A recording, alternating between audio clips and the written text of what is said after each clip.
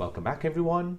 In this video, I want to show you how to join an ongoing video or audio call within your group chat on WhatsApp. Before we begin, don't forget to subscribe to this channel if you enjoy these kind of videos and turn on bell notifications. If this video helps you out, then please hit that like button and let me know in the comment section down below. So now if someone in your group misses a video or an audio call when the phone rings, they can still join whenever they like. You can also drop off and rejoin anytime if the call is still ongoing. So let me show you how to join an ongoing call on WhatsApp.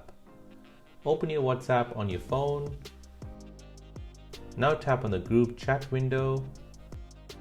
At the top of the window, you'll notice a join option. If it is an audio call, then you'll see the telephone icon, and if it's a video call, then you'll see the camera icon. Tap on it. This will then start your camera and will show you who is on the call.